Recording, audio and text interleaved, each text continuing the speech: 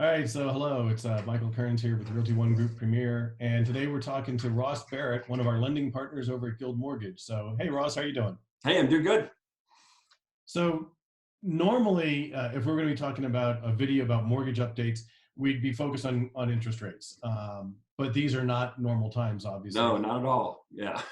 So how has the coronavirus and the economic uncertainty, how has that impacted the process of getting a home loan? Right. So we're going to speak just about the process now, not about rates. I can only speak for Guild, because I can't speak for any, but I will give you kind of a general overview of what I'm hearing out in the market as well.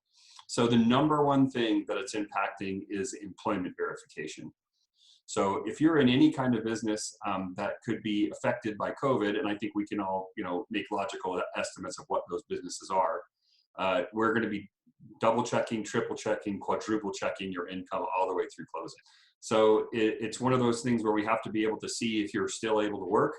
Are you still working? Can you work from home? Is your company still just paying you? Some of the bigger companies out there are just keeping people on the payroll and paying them. So we just have to really dive in deep and figure out what's going on with your employment. And we're going to be checking it literally all the way up until the day before closing.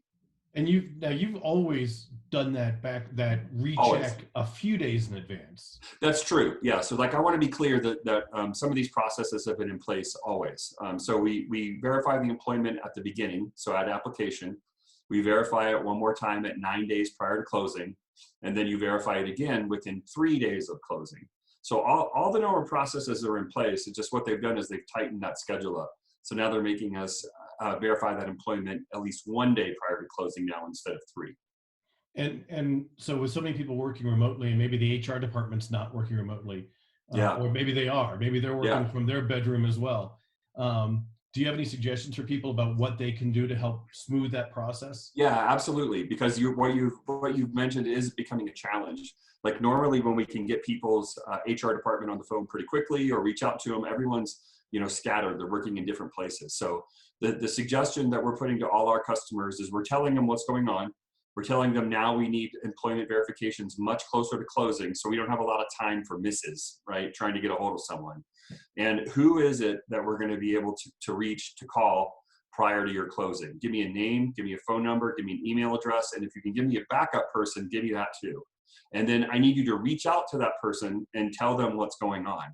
And to expect that call on whatever day that is, the day before you're closing, and make sure that we're going to be able to reach somebody, because this is becoming a bit more of a challenge than it normally is because the window is so much tighter. So the process is changing. How about programs? I know it seems over the years that there's like a program for everybody. There's probably a program for blonde-haired restaurant owners who've been in business for less than 3 years. Yeah. How have programs changed? I've heard some things that some of these special down payment assistance programs, some of those have changed. What are you seeing on the program side? So pretty much universally, you're going to see this across most mortgage companies, if not virtually all, that those down payment assistance programs, the bond programs, all those special programs are going to be suspended temporarily. So they are with Guild, all the down payment assistance programs here for Colorado. Some of the other states still have them open, have all been suspended. And the reason for that is that the delivery of the loan can take a while on these special programs. Normally when you have an FHA buyer and with non-down payment assistance, we close the loan, we can get FHA to purchase that loan within about 48 to 72 hours. It's a pretty quick process. So usually, not much can go wrong in those 72 hours. But what happens with a bond program or these special programs is that length of time can be up to 8 weeks before they actually purchase the loan. And they nitpick it very hard because these are low down payment loans to no down payment loans, very special circumstances. And just right now, as we've all seen, just what's happened in the last three weeks. I mean, you can consider what could potentially happen in 8 weeks from closing to delivery of that loan, and it's just too much risk for the industry to hold right now. So what you're seeing is they're not going away. I want to be very, very clear. These programs are not going away. They're just being temporarily suspended until things calm down, until they can figure out and get some extra assurances from all these special programs that the loans will still be purchased after closing. Do you think we'll get back to whatever normal is soon? Do you think it's going to take a while? Like, how long do you think before the programs like CHAFA are able to figure Right. out their processes. Well, CHAFA's a great example for here in Colorado, because CHAFA and Guild are already in talks about trying to put some of those assurances back into place, as I'm sure they are with all their partners, here in Colorado. Because I can tell you that the majority have shut CHAFA down or are about to shut CHAFA down. And so I think CHAFA actually will be one of the first programs, to be reinstated. When I go online, I see a lot of discussion from people about they're not going to make their mortgage payment. Or, Yeah. I know there have been some forgiveness or deferral or forbearance programs, like different phrases out there. What's really going on? What's the recommendation to people? Do you just say, hey, I'm not going to make my mortgage payment and it'll catch up to me? Yeah. Do you contact your lender first? I mean, what should people be doing there? First of all, please do not stop making your mortgage payment without talking to the mortgage servicer. You've got to do that. Sorry about these alarms going off there. So you've got to do that. You've got to call your mortgage servicer and talk to them. And the other thing I would say is, if you don't need the payment deferment, like if you're one of the lucky people that can work from home and keep going, please don't ask for it. That takes money away from people that really, really need it. And on top of that, these are not free payments. You're not being forgiven payments. You're still going to owe them. You're still going to have to pay them. They're just going to be either brought forward, depends on the mortgage company. Some of them are just letting you defer and then make a big payment later on. Some of them are doing modifications to the note. Some of them are making like a balloon payment at the very end of the note. And so all of that is still being worked out right now. But what, Michael, you and I were talking earlier, today, I think that there's going to be some unintended consequences from this. Even though maybe your credit's not damaged, from this, what about the missing payments in your history? How is that going to affect you, getting a new loan down the road? So if you have the ability to make your payment, you absolutely should, because with any kind of sweeping legislation like this, there's always unintended consequences down the road. So if you need it, absolutely take advantage of it. Call your servicer, find out what the program is, but please do not just stop making payments.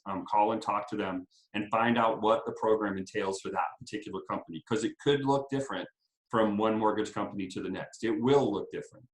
The other thing, that I wanted to talk about these, forbearance programs is, if you're in the middle of a purchase or you're in the middle of a refinance, do not sign up for this program, because it will stop that transaction dead in its tracks. You will not be able to complete that new transaction, whatever it is you're trying to do.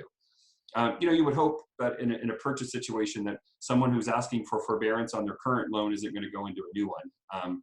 Maybe that applies a little more to refinances. But if you are in the middle of a refinance, for example, don't sign up for this, or you are not going to be able to complete your new refinance transaction.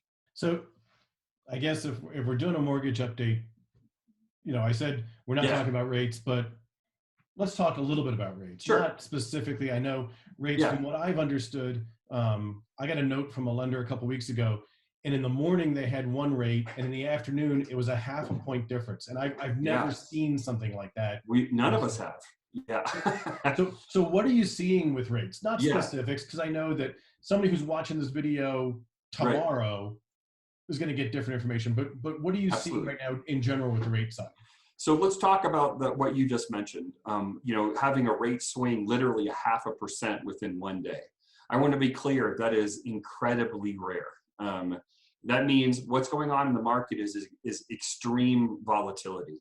So I'm sure we've all seen the headline numbers on the stock market, probably to some degree. It's up 2,000, it's down 2,000, it's up 800, it's down 800. That is not normal. And the exact same thing is happening in the bond market that controls mortgage rates. It is on a wild bucking bronco right now. And so when you see these extreme swings, the lenders have to reprice according to what's happening right that minute. So it's a common misconception that rates come out in the morning and that's what they are the whole day. That is absolutely not true. They can change at any moment in time. And just a couple of weeks ago, we had days where they were changing literally 3 or 4 times during the day. And that's what you were referring to. So until that volatility dies down, we're going to see more of this, where you call a lender on a Monday and it's one rate, and you call them on a Thursday and it's a half a percent different. I mean, to be fair, it could be 0.5% better, right? But you know, Hopefully. it's on this seesaw right now. I was just going to say, and then you know, as far as rates themselves are concerned, they're still amazing. You know, they're still really good, even where they sit right now. So you know, if you're thinking about buying a house or switching, you know, this is still an incredible time to do it. It's just, you know, don't expect to get quoted one thing and then 2 weeks later come back and find out it's something very different, because that absolutely could happen right now.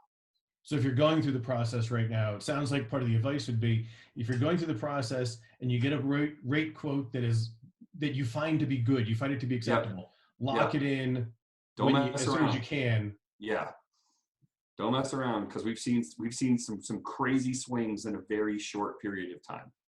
So yeah, I think that the quote, I think it was Robert Kennedy, talked about living in interesting times, and things are interesting is probably the best word to say for it. It's true. But it's good to hear, you know, that rates are historically low. The process is getting tweaked, and hopefully, you know, they'll kind of figure that out, becoming a bit more burdensome, but we'll get through that. Yeah. Any other kind of last words of advice you'd like to share? Yeah, and just remember too, like these are truly unprecedented times. Like the mortgage industry has never ever seen such volatility. You know, combine that with super low rates, so you have a lot of volume going through the system right now. The whole system, the system as a whole, you know, is operating way above its normal capacity. And so there's things that happen behind the scenes that the ordinary, you know, someone buying a house does not see. So it's not just the mortgage markets that are controlling things, but our end investors. It's Fannie Mae, it's Freddie Mac, it's FHA, it's the banks that we get our money from. You know, they are literally coming out with new guidelines and new procedures. You know, every single day we're getting something new, you know, related to COVID.